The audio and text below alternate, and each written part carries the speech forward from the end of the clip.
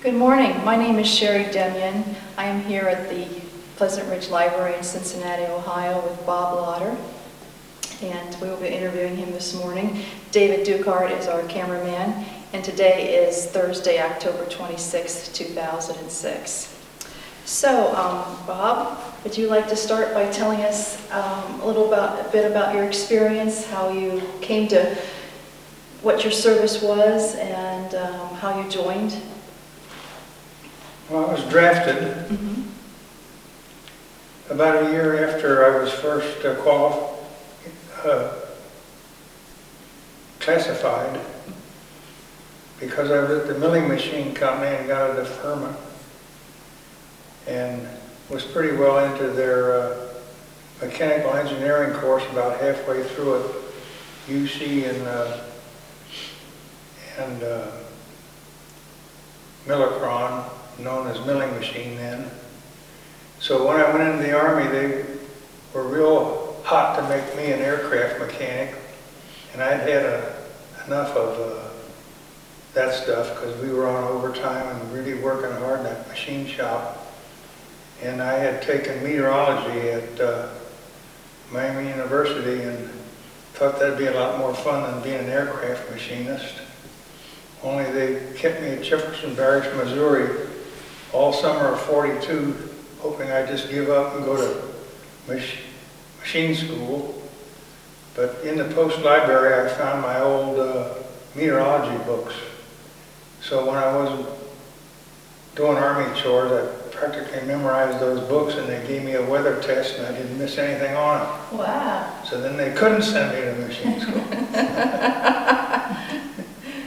And then I went to Chanute Field and learned how to be a weather observer, and was sent to an air base in Arkansas, Blytheville Army Airfield. And I was there 1 year, from October 29th, 1942 to October 29th, 1943. And it was just a big cotton field that had been cleared of sand, and dust blew something terrible on it. And when we first got there, there weren't any roads to them out and anything. They just gave you some boots to wade around in. And it was a training base for aircraft, AT-6s and AT-10s. And I worked in the weather station writing forecasts for the student pilots. And while there, they decided that I ought to go to cryptography school in Asheville, North Carolina. And I was over there for a month during the holidays of '43. Then they asked where I wanted to go, which is a strange question in the Army. Where do you want to go? Yeah. And everybody picked their hometown, but I picked San Francisco. And I lived in downtown San Francisco for 2 years on quarters and rations. Couldn't beat that. And I was in the Weather Central there. And we wrote forecasts for the fighter strips back in the valley where they trained pilots to go overseas. Only the coastal fog would blow over the range and suck these fighter strips in just in minutes. So we had stations along the coast that kept an eye on this fog and would tell them go or no go on these fighter strips. And that was really isolation. The guys out on those satellites really hated it because we were sitting on Market Street in downtown San Francisco, and they're sitting on a rock someplace Observing, on the coast. observing the weather. And I'd already gotten pretty well into photography, and they had me photographing the personnel of the whole squadron, so I got to travel up through all the strips and stations that were along the coast. And some of those places were nothing, but now they're towns with public squares and buildings, and there were just gas stations there. You were photographing the service personnel? Yeah, the commander in Santa Monica based all his advancements in rank on looking at pictures. Of course, I thought that was a dumb idea, but since I was taking them, and that's what he did. He'd actually look at all these pictures and decide who was going to get some stripes. No way. And I thought that was unique, but then one of the corporations I worked for in Cincinnati, I better not say who it was, but they did the same thing. And they had a great big wall with all these salesmen all over the United States. And the board would go in there and look at them and decide who was... That is so among odd. other things. They had other things, but this Other guy... criteria? They had some paperwork to steer them, but this guy in Santa Monica, he didn't have anything, and he was in a hurry, so he just used pictures. Wow, wow. And that was a good assignment. And Did you do your own developing? yeah, the YMCA had a camera club. And it was free to servicemen, so they gave me a locker, and I kept all my junk in there. But the Army wasn't going to help me with that one, but they used my services. So you had to pay for your own developing? Well, I got even with them. Well, no. Did we go into that? Guess not. Just like I'm going to tell you who's doing that in Cincinnati. Oh my goodness. Oh jeez.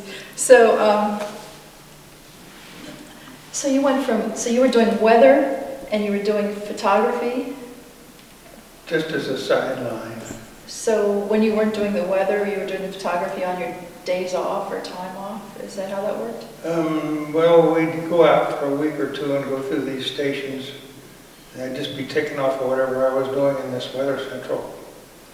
But one interesting thing there was an instrument called a helionephograph, which was really measuring the light coming through clouds straight down. And what they were trying to do with that was figure out when that fog was going to break. Because here were all these fighter strips that were having problems with this fog coming in. And that wasn't the only place that happened. It happened in the islands in the South Pacific, where the fog would, you could see it going up a mountain or coming down, either way off the sea or from the air. And another bad thing about that fog there was that the Japs would get up in it and have a spotter down under it and drop shells on these air bases. Oh. So if we knew when that stuff was going to break, we could go up there and get them quicker. Wow. So I had to get up there before daylight and write down the time and the density of the light coming through the fog. And I got shipped overseas before I found out how that turned out. If it worked, that's where it started. Who developed it, do you think? Do you know who developed this idea? No. Do you know if it's still being used today? You know, Well, it wouldn't do any good around a place like this. No, I mean, but it's, you know, are the weather people, is it something like a precursor to another instrument? And If there was a use for the information, it would probably be encoded in the stuff that was run over teletypes in those days, except that you wouldn't want the enemy to know that. And so when did you get shipped overseas? Was that 45? Yeah. It was, I was in Salt Lake City over holidays. I guess that was 44. Mhm. Salt Lake City. There was only one place you could get draft beer in the whole town. I didn't know they had any. Well, you found a place, huh? Michelob it was. And then you got sent where? You had to volunteer for overseas weather service every 6 months.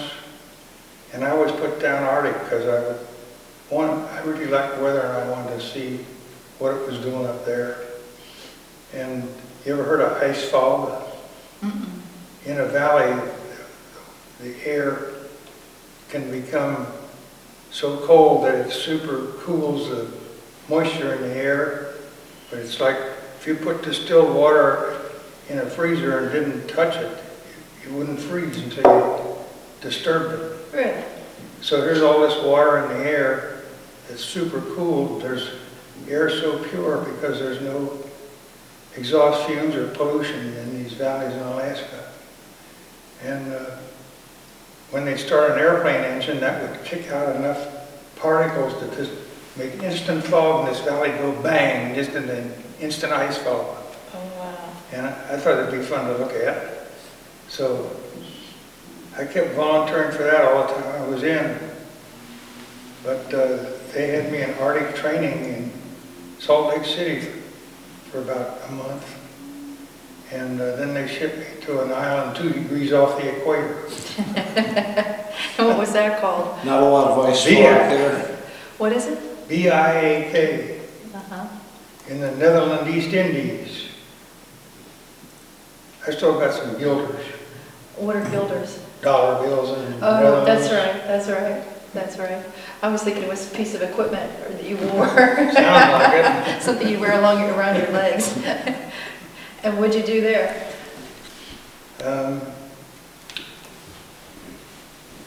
Weather forecasting. And how long were you there? I was only there a few months and then got shipped to the headquarters of this weather squadron in Townsville, Australia. Before we get out of Biak, though, one of the funniest things that ever happened to me in the Army was at Biak.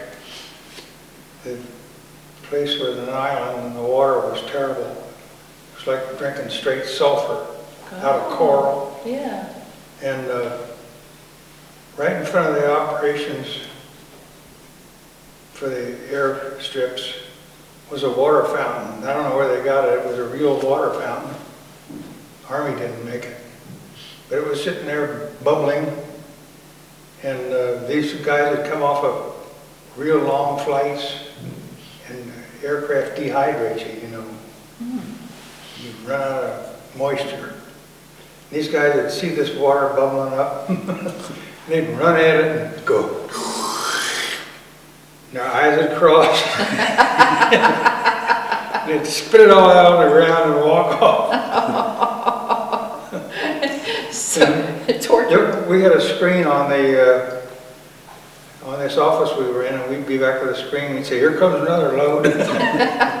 You'd go run over that.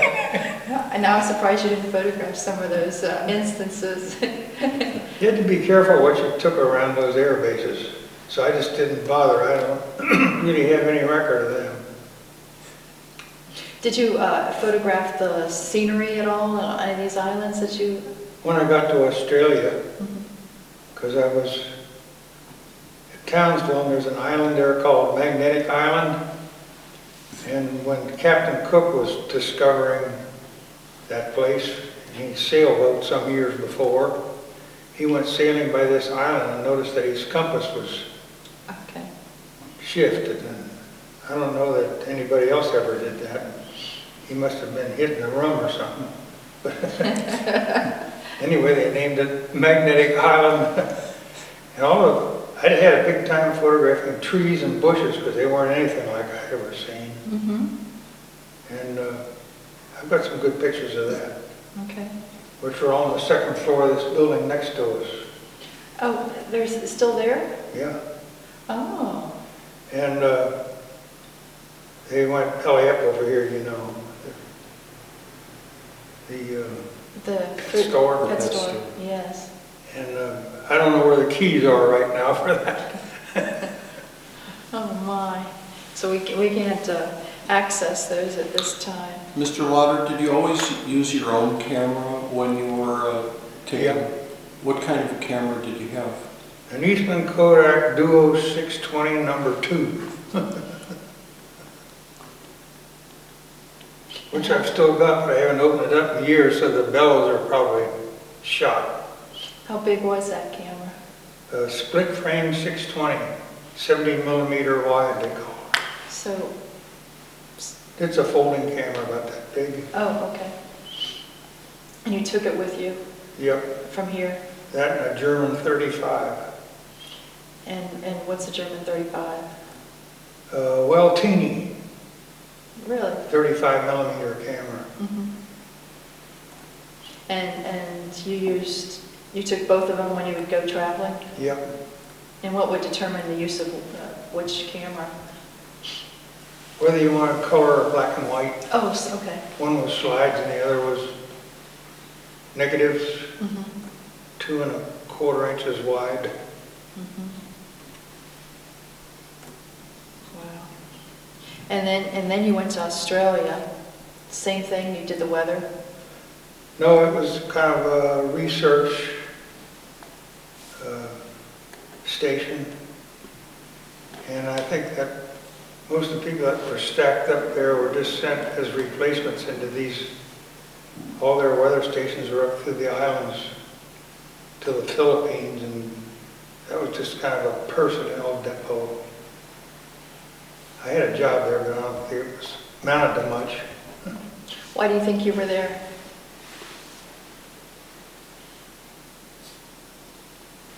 They were kind of accumulating people to go to Japan someday. Mm-hmm. And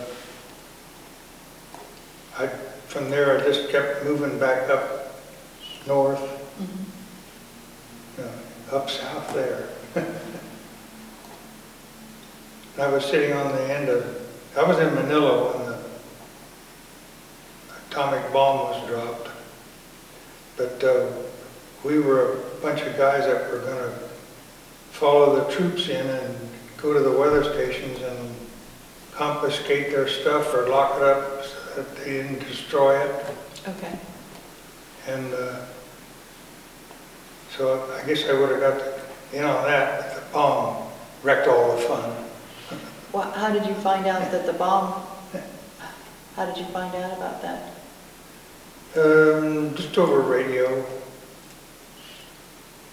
I don't remember that the Army gave us any special news. Were you aware that that might happen? Well, we knew about all the testing in Texas and that they were going to do something with it. Mm-hmm. And you and I spoke before, and I was asking you about the fallout of the bomb. Well, they were pretty far north of us, and whatever fell out all went out over the Pacific Ocean. It didn't come down on any continents. Mm-hmm. But those big clouds, that stuff's still in the air. Really? Yeah, any atomic test pollutes the air to some degree. Forever? Half of half all the way down, like the frog jumping out of the well. It'll be gone someday, but we don't need any more of it. No, that's for sure.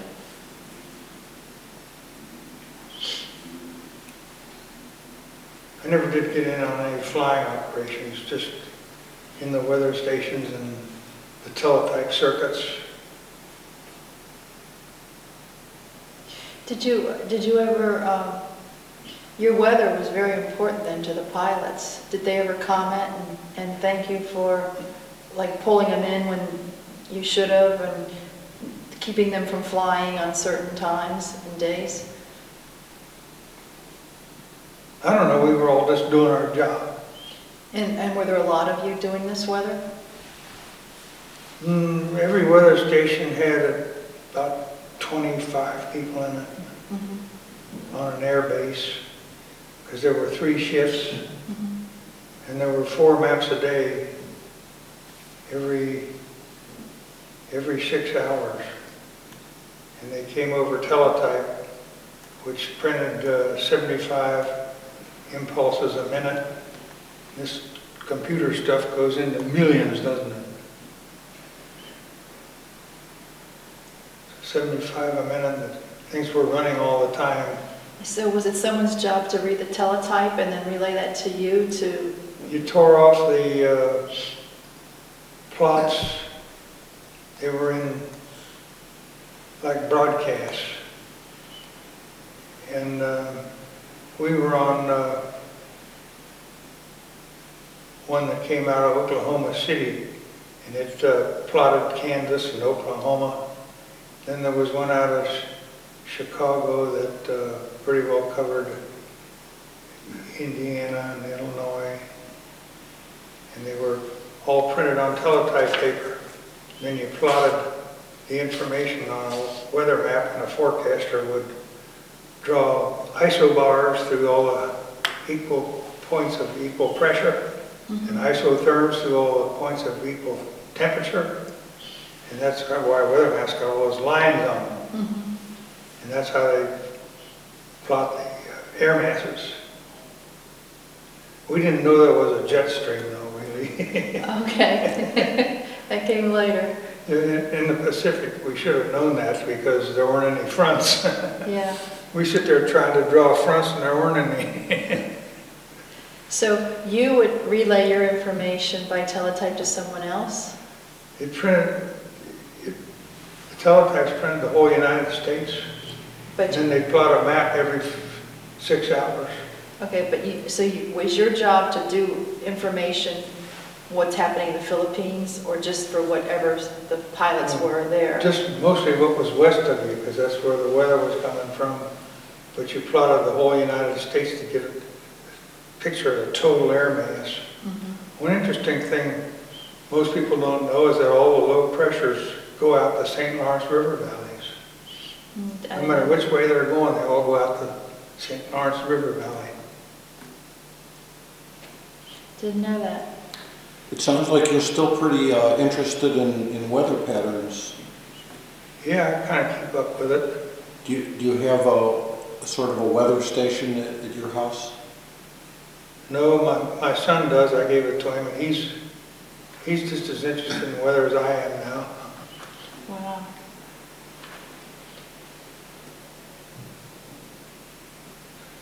Cincinnati's in a funny spot. We're in one of the most distinct low pressure tracks in the United States. And they go up the Ohio River Valley, and whether they go 20 or 30 miles north of the river or 20 miles south of the river completely reverses the forecast. You're kidding. Because it's a circular thing, and high pressure's going one direction and low's going the other. And if you're in the center where the river is, if it's going straight up, you can forecast whatever part of this air west of you is going to be on you at the time that you're predicting. But if it moves just a little bit north or a little bit south, it completely reverses it. So these guys here got a tough job. They do, and no one realizes how hard that Yeah, they is. say these guys don't know nothing, but they're talking about 20 miles. Exactly, exactly. Wow. And then when you were in, I'm sorry to go back, but in the Philippines or Australia, where was the ending point? Where was the last place you were stationed? Manila? In the Philippines. Yeah. And then how long were you there after the bomb was dropped? Let's see, the bomb was dropped in August. And I left there on December the 6th, 1946. Mm-hmm. troop ship. What was the name of that thing? I went over on the Lure line, which was the flagship of the Matson line, which was a real classy boat, the best boat in the Pacific, except that it was all painted gray, so it didn't look like much. Oh, it wasn't one of the Disney painted. No. They didn't want you to be seen, did they? So why did Bob has this wonderful picture? Well, actually, it's a piece of stationery, and it's your group, right? This is what you guys were called, the 3rd Weather Squadron. Yeah, that was the Weather Squadron in Arkansas. Okay. Their headquarters was in Houston. So Houston would have had this developed then? Somebody in the squadron knew Disney and had that made. We were the only weather squadron that had one of those. Most of Disney's stuff was drawn onto the nose of bombers. You've seen flights of bombers in newsreels that I'm trying to read the had all type these of... cartoons on them. This is a beautiful piece of stationery and a beautiful design. And it says 3rd Weather Squadron, U.S. Army, Air Force. And then would this logo be throughout, would this be in the stationery in the Philippines Just too? for that one weather squadron. Okay. I don't know how many there were in the United States, probably 4 or 5. Mm-hmm. Did you travel with the same group of guys then? No, every time you got transferred, you met up with a different bunch. Did you have a favorite group of guys? Well, that bunch in San Francisco was pretty good. Mm-hmm. You know, it's funny, most of the people in the weather squadron were either teachers or principals. Really? I guess they just like paperwork. But about half of my friends after the war were all principals. Mm-hmm. And you kept in touch with them then? And some of them were superintendents, and they moved around between big cities. Mm-hmm. And I never talked to them much about it, but they said their life was limited any place. Their life was what? Limited. How so? Well, you know the trouble we give our superintendents. Oh, so their careers were limited in any They're all service. used to getting kicked around. Yeah. You don't figure on being long anywhere. And so you kept in touch with several of them then? Did you do the Yeah. reunion? Do they do reunions? This one station in Arkansas did a reunion a few years ago, but nobody else ever did. People moved around too fast to know anybody very long. Mm-hmm. When the bomb was dropped, did you all think that the world was ending? Well, they were worried that they didn't know what the chain reaction would be. It might have blown up everything. Mm-hmm. But we figured it was half gone anyway. Did you feel, were you afraid because you were so close to it? You weren't that far, Oh no, we were 1,000 miles away at least. so you didn't have any worries? No. How long was when you came back on your ship, how long did that take? 2 weeks. 2 weeks. And you went to California then? Is that Yeah. where it docked? Okay. One worrisome thing going over was that we were traveling over part of the ocean where there were no records. There was a lot of the Pacific Ocean that nobody had ever documented. Is that right? And you'd go along for days and never see anything. And all of a sudden the ship would make a turn that would slide everybody over the deck. Mm-hmm. And then you'd look out and see kind of a light spot in the water, a coral head. Oh.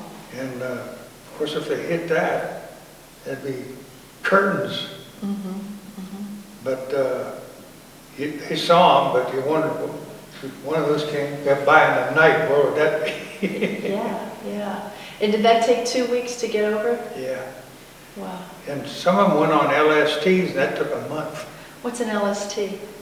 It's a landing craft. There was one of them down at the Tall Stacks. I didn't see it. You didn't go to Tall Stacks? Mm-mm. Where are you from? Norwood? Is that un-American? Unpleasant Ridge-like? Oh. Yeah, it's a big landing ship. I counted the guns on it. There were 20 gun emplacements on that thing.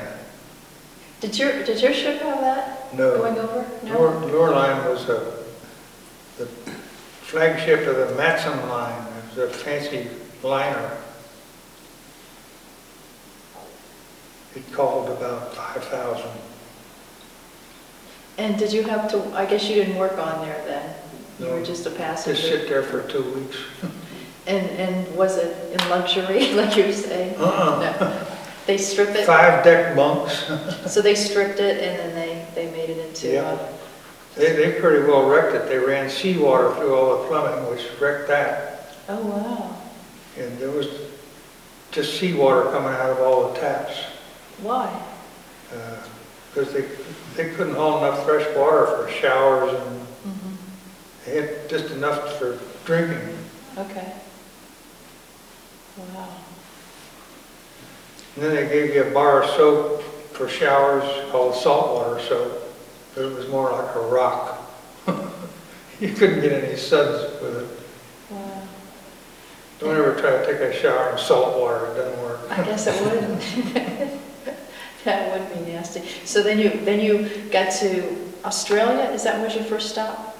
No, went into Manila, And then you went to Australia? then to Biak, then to Australia. Okay. And what were the accommodations like there?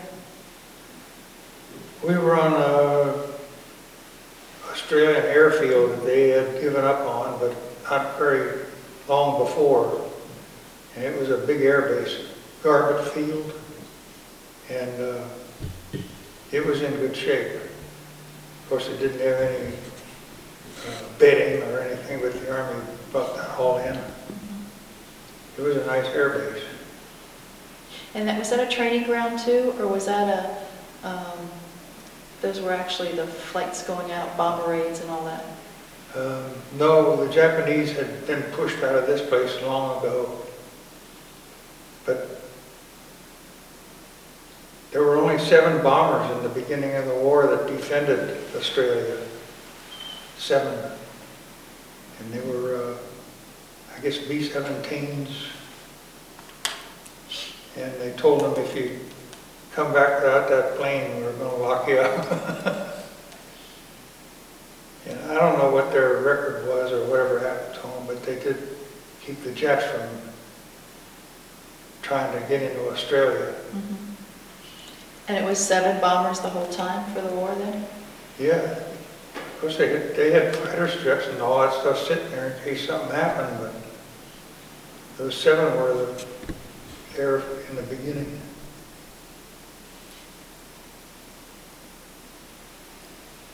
Did you have much interaction with people in places that you were at overseas? With civilians? No, didn't see much of civilians. At the end, there were only 52 of us in Townsville, Australia. And those Australians are a pretty tough bunch.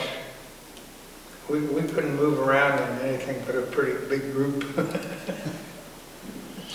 So they would threaten you, or what would they do? Well, there were 15,000 of us around this town at one time in these air bases. And we pretty well kept all those Australians' girlfriends busy, so when we left, if they were seen hanging out with us, they were condemned.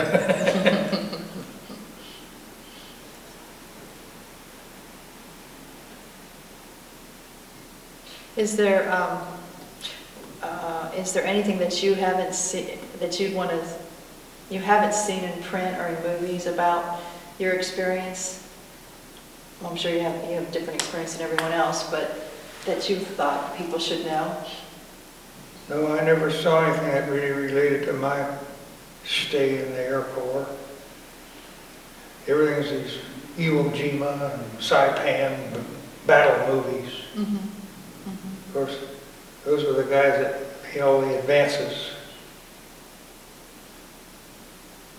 The Air Corps softened up islands, but even though the Navy ran around them and dropped bombs on them, and the Air Corps for a week, when they came in, boy, they still had a terrible fight. Well, you said you were supposed to go in and take control of some equipment and everything. Where was that going to be? Well, of course, nobody ever got there, but every division of the Air Corps and the Army had some of their personnel that were trained in whatever specialty it was to move in behind the troops to keep them from demolishing things and wrecking evidence, records and equipment. So there was a lot of people going to go in right behind the guns to sit on this stuff. You mean in Japan? Yeah. Okay. So that was your job, that you were going to go in there? Well, they had a bunch of us sitting up there in the north, and we were kind of drawing lots to see who was going. Did they train you for this? No. Yeah, it didn't sound like. No, you didn't need training for that. But would you have to defend it yourself if someone came back and? Well, if they gave up, we didn't expect any resistance. And how far out were you from that? I don't know the exact distance from Manila to Tokyo, but I would guess it's 1,000 miles. But I meant how far out day-wise? You were just waiting to get the word that you were going to go in? Well, we didn't know.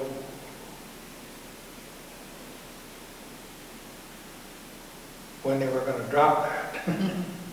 Yeah, you're right, you didn't need to go in after that. And then, I know you left, you said in December, but was that just several months after this bomb was dropped that you went home? Yeah, from August to December. So 4 more months. So it was 1945 then, the end of 45. Yeah. You weren't part of the occupation then of Japan? Pardon? You didn't go to Japan then at the end? None of our bunch did. When they gave up, we just thought they'd leave everything alone, which they did.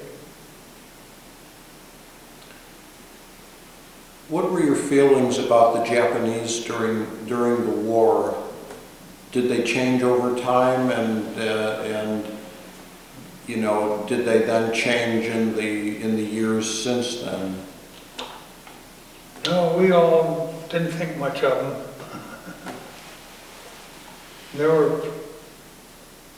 They were everywhere you went. There'd be some prisoners that they used on menial duties. I was on Clark Field in Manila, and a couple of years ago I was in Florida in their zoo in Melbourne, or near there. And I met a guy and his family that kind of looked like he was a Filipino, so I hadn't seen one in a while. They don't look a whole lot like Japanese unless you don't know any difference. And I said, are you from the Philippines? And he said, yeah. And he said, were you in World War II? And I said, yep. And he grabbed his whole family on and introduced me as a liberator. And I thought that was pretty cool. Yeah, how about that? And I said, well, whatever happened to Clark Field? And he said, it's under 12 feet of ash. Really? And that was close to Manila. There's a Wow. volcano there. Yeah. How about that? And you ever heard of the night program called Coast to Coast on from midnight to 5? Yes, Art Bell? I've heard of it, I haven't heard it. He's in Manila right now. And you can see the volcano down at the end of his street. Keeps saying Get moving. he's going to take his camera, walk up on the edge and see what's going on down in there. Wow. Wow.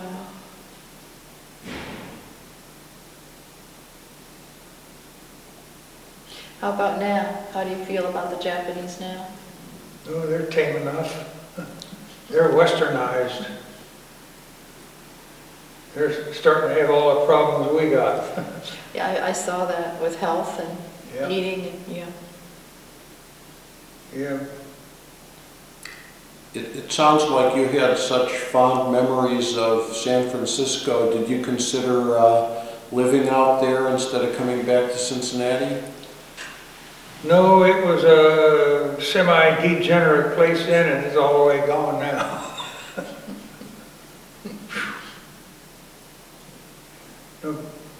I was there in the late 30s to that fair, Treasure Island. And Treasure Island's still there in some of the buildings. The Navy used them for training. Mhm. But that was a beautiful setup. And San Francisco's supposed to have the most stable climate on Earth. The average winter temperature is 59, the average summer temperature is 64, Wow. or was, but it's screwed up like every other place now. Mhm. Having heat waves and thunderstorms. No people out there, a lot of them had never seen a thunderstorm. Is that right? And there'd be one out in the ocean, and they'd get up on top of buildings and look at it. Something would flash like a Zippo lighter 50 feet. Do you see that? Then you'd say, well, what are you afraid of? I mean, and they'd say, well, what about earthquakes? And they'd say, oh, they're nothing. Did you see how many people were killed by lightning last year? So, earthquakes don't bother them, but The lightning does. they're just hoping that they're not there when it happens, but they know it's going to. Mhm. What happened when you came home? Did you have a big hero's welcome? No, I'm just glad to get out of that mess. They offered us all kinds of stuff to stay in. It was a lot of money to go up into the Aleutians because all the personnel in these weather stations they had enough. They wanted to go home. And I don't know, it was a lot of money. It was like $10,000 for 18 months or something like that, Wow. which was a heck of That's a lot of bunch of money in those days. Whatever it was a lot. Mhm. But no matter what it was, we didn't want any more. That seems to be the feeling. And then you came home to San Francisco, and then did you fly to Cincinnati? No, I went to Camp Atterbury over in Indiana on a troop train. Okay. You ever see what a troop train looks like? Well, and some of the gentlemen talking this week, they said one train was just straw or hay, No? like a hobo would go on. That No. sounds like early in the war. I don't know. These were boxcars, and they had bunks, pipe canvas, and they were stacked about 3 or 4 high. And they get a lot of guys into one car and stop twice a day for meals, and it took 3 days. Mhm. Bob Hope had a joke about that. He's talking about a new perfume called 3 Days on a Troop Train. Oh, he was a character, wasn't he? Oh, did someone meet you in Indiana then? Pardon? Did someone meet you in Indiana and bring you back here? Yeah, my parents got there on January 28th, which was my mother's birthday. Okay. That worked out good. Uh-huh. That was a good home Yep. welcoming. And how old were you when you got home? 26. 26. And then what'd you do? Well, I probably should have gone back to the milling machine company being halfway through that. Because those guys, the ones I know that went through it, have already got neat jobs in the machine tool industry. But I had about $700 out of soldier's deposit. And I figured I'm just going to buy a real good camera and have some fun. When the $700 is gone, I'll go back to work. But I got a Speed Graphic, which was a real big press camera. And my friends were all getting married, right after the war. And there weren't any photographers around. You couldn't get any film or flash bulbs. But I had a connection with two outfits. Hugh Bar got me downtown, and Fast Photo. Both of them are gone. But they got me cameras and film, and so for a year I had my own way with that one, which gave me a head start. And my grandfather had been a grower, commercial, in Hyde Park for ferns and potting plants, and supplied florists all over this end of the state. And so I could walk in on any florist and they knew my grandfather, who was a pretty jolly guy, and they'd let me look at their books on all the weddings that were coming up. So I had it going both ways. Well, you did well then. There were two other guys that were taking pictures. One of them was an executive at Formica, and he was only monkeying around over in Glendale and Hartwell. And an Enquirer reporter who had, both of them had access to film and flash. But the Enquirer soon figured out that was not a good moonlight job for their reporters. So there were just three of us. Nobody in the phone book. Wow. So it was pretty easy to get that going. So I did that for 2 years and saved up a pretty good bunch of money, and realized that I wasn't really learning anything about photography, because that wasn't photography. And it was Macy asked Gimbel. You couldn't ask any other photographer anything. He wouldn't tell you anything. And there was a school in Indiana that belonged to the Photographers Association of America, which I'm a member of right now, but back in those days I didn't think that, they sounded more like a portrait and fashion group. And I wanted to learn commercial photography, and I knew the editor of Minicam, which was printed in Cincinnati. That was the #2 photo magazine in the country. And I'd met him. He was an architecture teacher at Miami when I went there. And he was headed the camera club, and was having so much fun doing that, and got this job being editor of Minicam, so he quit Miami. And he said I had to go to California to a place called the Fred Archer School of Photography. And I'd already signed up for the Art Center, which is worldwide known as a school, but it really is art. It's fashion and heavy-duty art stuff. I was lucky to get out of there when he told me about this other school. There were about 800 of us in that school. It was big. And I really got a good education there in commercial photography. And how long did that class last? It was full-time, 2 years. Wow. So the equivalent of 3 years. And since I've been in business here, I took out licenses in Los Angeles, which is a real tough photo market. And I knew the guy in the chiropractic school, which was only a couple of blocks from where I was living, We both lived in the same boarding house. And he had a thumb on this school like I had on weddings in this town. So every time they had a play or a party or a dance or something, the nightclub photography was real big in those days. And he'd set me up to photograph the whole thing. Wow. And I nicknamed him 10% because I gave him 10%. I really gave him more because he was doing more work than I was. And one night we were in the Ambassador Hotel at the Coconut Grove, which was a really upscale place in Los Angeles. And we walked out of there with $400 cash, which in those days was heavy duty. Jeez. So we were getting along real good in this school, and everybody else was trying to make it on the GI Bill.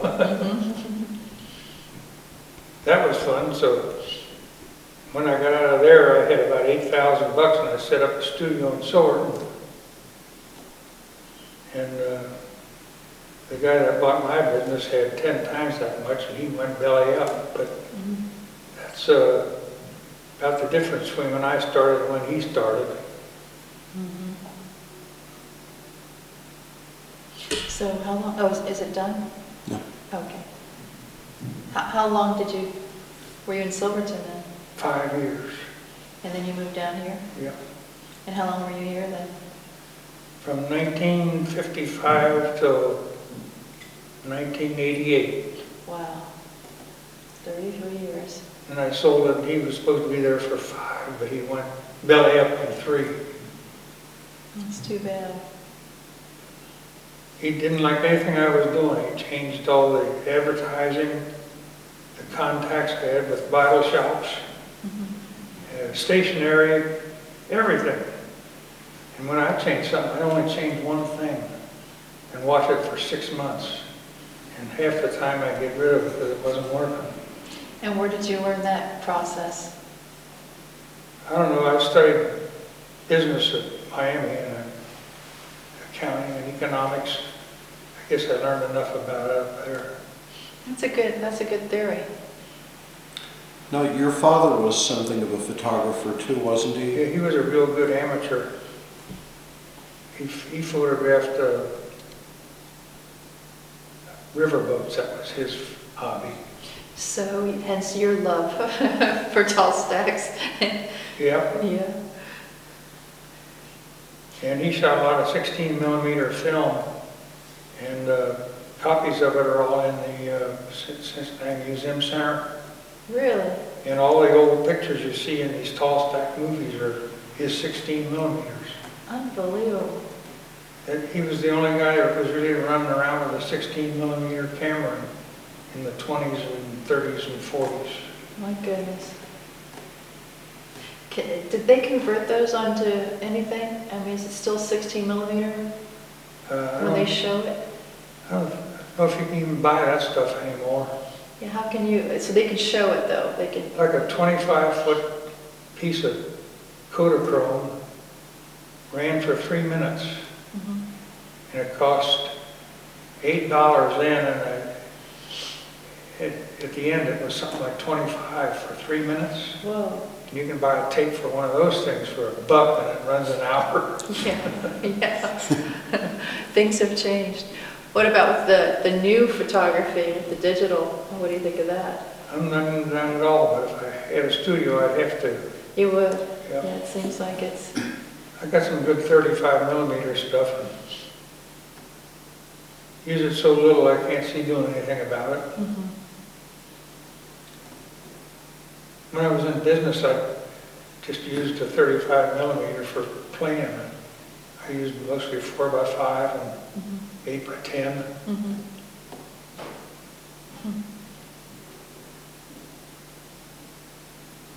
Mr. Lodder, you grew up in Pleasant Ridge, isn't that right?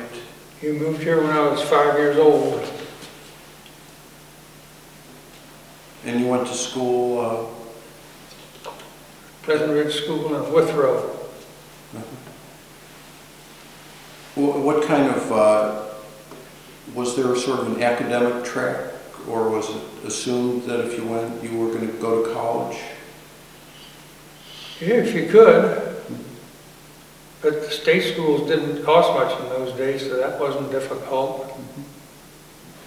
Like, I think my room and board for a semester was $180. Now you talk about room and board at these schools, 5,000, 10,000. When did you finish college then? I only went to Miami for 2 years. I didn't really like business. I liked engineering better.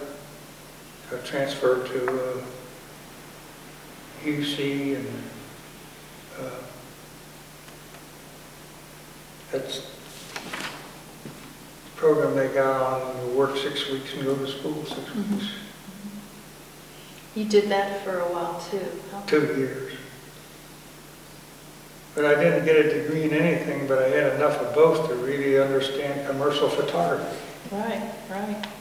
Like, I did a lot of construction progress work for Ford and General Motors, and boy, I'm real sad to see the two of them getting busted. I know. That's terrible. 1 out of 7 of us makes a living directly out of the automobile industry. I didn't realize that. Yeah, 1 out of 7. My father worked for General Motors, so he's one.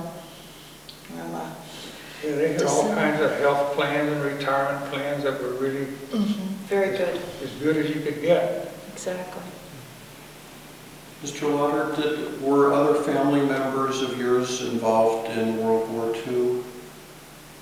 Just my brother-in-law, who is in Florida, and he's the son of Ben Judd, the pastor of Pleasant Ridge Presbyterian Church. He was in the field artillery and went all through the Battle of the Bulge, and then to Korea twice. Wow. Mm-hmm. Then they were going to send him back the 3rd time, and he retired. He said, I still got kids in school, and I've been lucky. Now, did you have friends? Did you lose friends in the war? Just one. The church down here only lost one. It was a big church. Takeoff accident in England.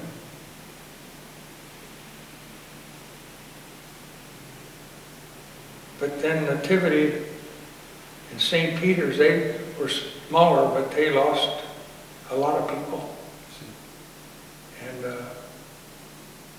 one of the members of St. Peter's said, well, we were all crawling around on the ground with guns, and you guys were executives.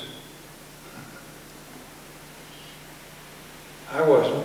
I guess most of us were.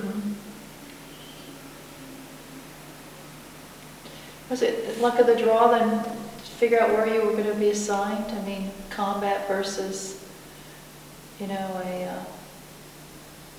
No, all they ever asked us was preference for foreign service. So I won the nice cap and got an island in the Pacific.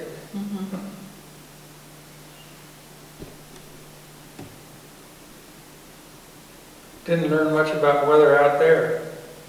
No, if you said there weren't any fronts. No.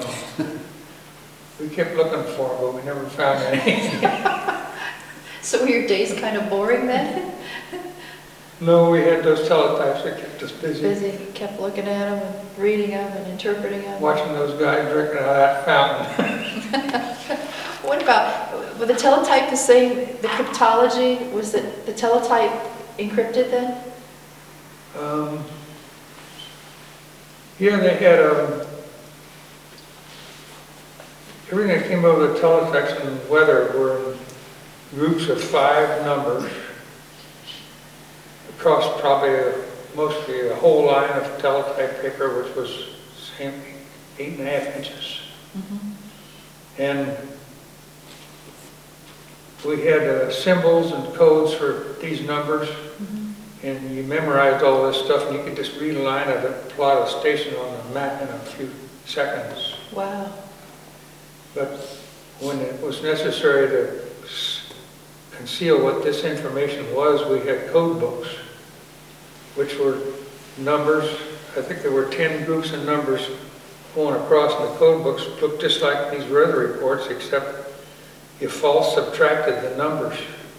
And you got so you could put this line out of the code book, fold it underneath this line of weather information, and you didn't carry any remainders. You just false subtracted them, and you could still plot a station in a few seconds. Wow. And the code books were kept in a safe, and anybody that was walking around with it had to have a 45 Really? in case somebody tried to get this code book away from you.